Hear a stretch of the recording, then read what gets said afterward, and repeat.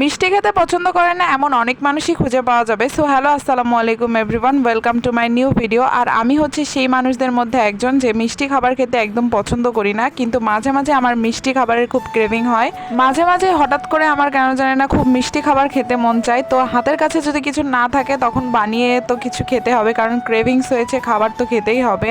সেদিন হঠাৎ করেই মধ্যরাতে আমার খুব গোলাপজাম মিষ্টি খাবার ক্রেভিং হচ্ছিল। তো যেহেতু গোলাপজাম মিষ্টি খেতে মন চেয়েছে, তাই ভাবলাম যে ঘরেই বানিয়ে ফেলি গোলাপজাম মিষ্টি। আর আজকে আমি গোলাপ জামুন মিষ্টিটা বানাতে যাচ্ছি আটা দিয়ে। তো দেখা যাক ট্রাই করে যে আটা দিয়ে গোলাপ জামুন মিষ্টি হয় নাকি। সো ফার্স্টে আমি মিষ্টি বানানোর জন্য আটা নিয়েছি, তার মধ্যে আমি 2 প্যাকেট গুঁড়া দুধ দিয়েছি, তারপরে একটু দুধ দিয়ে এটাকে ভালো করে মথে একটা ডো তৈরি করে নিয়েছি। তারপরে ছোট ছোট করে কেটে গোল গোল মিষ্টির শেপ দিয়ে নিয়েছি। তারপরে এই মিষ্টিগুলোকে ভালো করে ডুবো তেলে ভেজে নিয়েছি। তারপরে এখন শিরা তৈরি করার পালা।